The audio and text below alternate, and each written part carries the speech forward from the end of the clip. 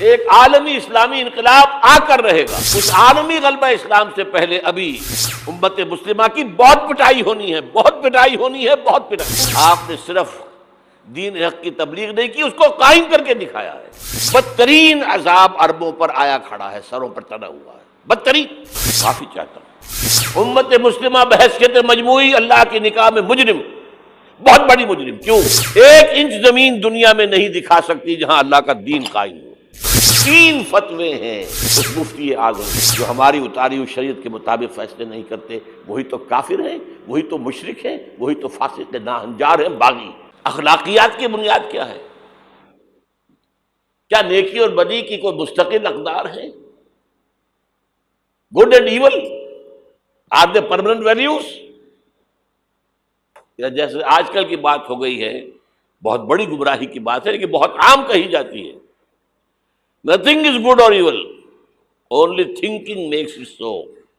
نہ کوئی نیکی نیکی ہے، نہ کوئی بدی بدی ہے. یہ تو ہمارے سوچنے کا انداز ہے. کسی کو نیکی کہہ دیتے، کسی کو بدی نہیں. یہ مسائل ہیں جن سے روز اول سے فلسفی لوگ ان کے بارے میں غلطاؤں پیچ رہے، سوچتے رہے، غور و فکر کرتے رہے.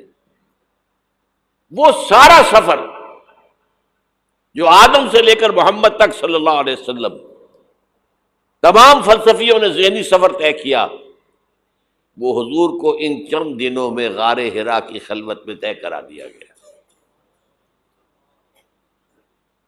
تاکہ انسان نے بحیثیت انسان جو کچھ سوچا ہے وہ آپ کے علم میں آ گئے. اس کے بعد اب اقرا بسم ربک الذی خلق. انسانی سوچ تو یہیں تک ہے، اب پڑھو اپنے رب کا نام لے کر جس نے تمہیں الگ سے پیدا کیا.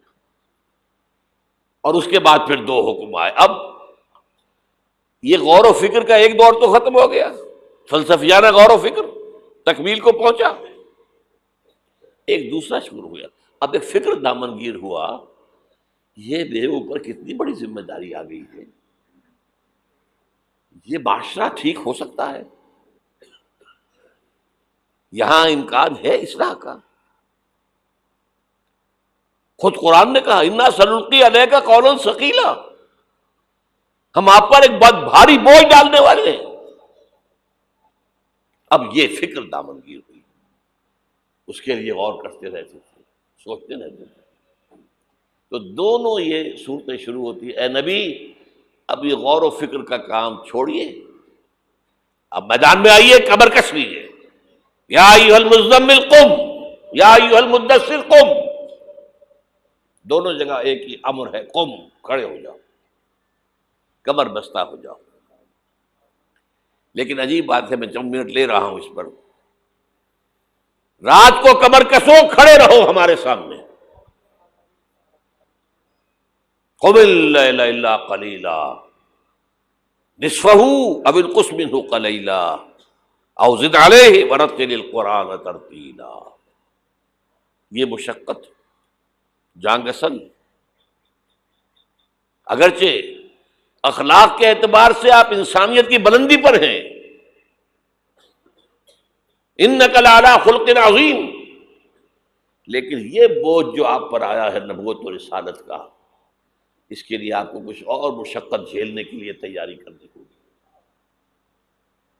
ان ربک یعلم انک تقوم ادنی من ثلثی اللیل ونصفہ وثلثہ وطائفۃ من الذین معک.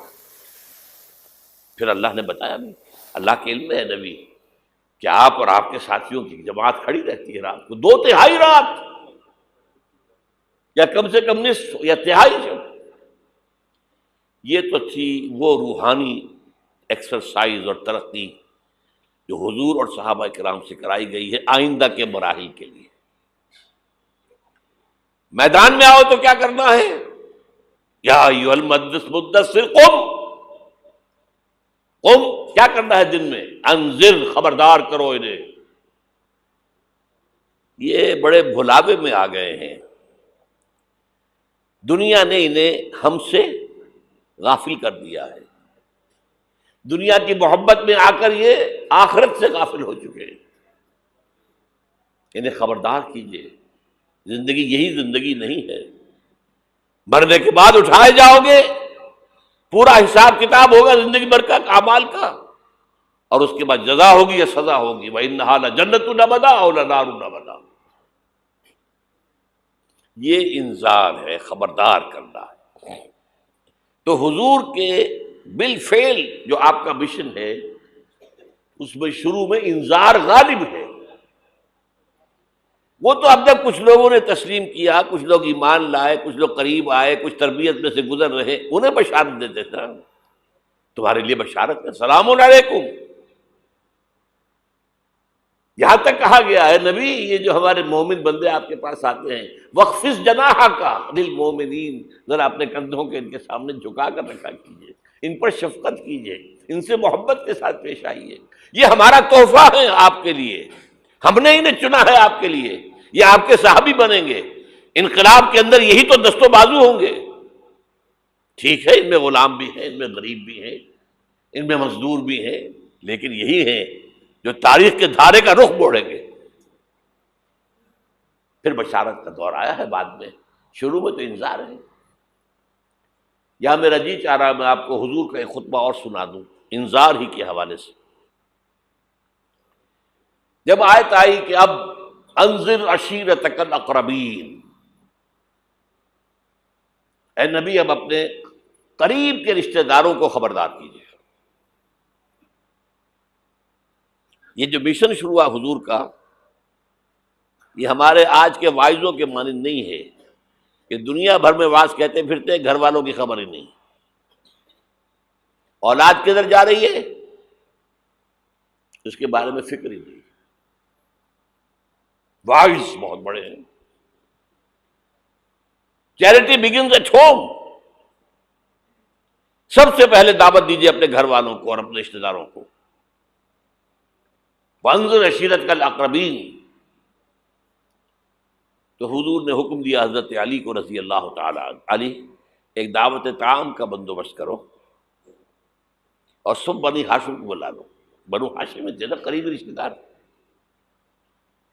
یہ آپ کو معلوم ہونا چاہیے کہ جیسے ہمارے ہاں ایک قبیلہ ہوتا وٹو قبیلہ، اب وٹو میں مانے کے، لالے کے، شامد کے یہ ہوتے ہیں نا، پھر ان میں خاندان ہوتے ہیں، کوئی شاہ محمد تھا اس کی اولاد جو ہے وہ شامد کے ہو گئی، لالا کوئی ہوگا لالے کے ہو گئے، مانے کے ہو گئے، لیکن ہے سب وٹو۔ اسی طرح مکے میں بسنے والے تھے سب قریش، کوئی جو ہے بنو ہاشم، کوئی بنو امیہ، کوئی بنو علی، کوئی بنو تیم، لیکن سب کے سب کون تھے؟ قریش۔ اس میں جو گھرانہ تھا جس سے حضور تھے وہ بنو ہاشم تھے، تو اقربین کہا نا اپنے قریبی رشتہ داروں کو۔ کھانا کھلایا، اس کے بعد آپ کھڑے ہوئے، ابو لہب نے تاڑ لیا کہ ابھی ہمارے سامنے اپنی دعوت رکھیں گے، وہ تو چونکہ ایک دیوار بیچ کا پڑوسی تھا اور دشمن تھا، چگا چچا ہونے کے باوجود بدترین دشمن۔ اس نے شور مچایا، ہوٹنگ کی، اور کسی نے بات نہیں سنی، اور یہ کوشش ناکام ہو گئی۔ چند دن کا بیچا دے کر آپ نے صلی اللہ علیہ وسلم پھر کہا علی دوبارہ ذرا کھانے کا اہتمام کرو، پھر بلایا، پھر کھانا کھلایا۔ میں کہا کرتا ہوں کہ اب کچھ شرم آ گئی ہوگی کہ 2 دفعہ روٹی کھا لی ہے تو کم سے کم ان کی بات تو سن لو۔ یہ خطبہ جو دیا ہے حضور نے صلی اللہ علیہ وسلم، عظیم ترین خطبہ، جامع ترین خطبہ، لیکن مجھے عجیب ہے، یہ محسوس ہوتا ہے کہ ہمارے ہاں احادیث کی کتب میں میرے علم کی حد تک یہ موجود نہیں ہے۔ مجھے یہ خطبہ ملا ہے نہج البلاغہ سے،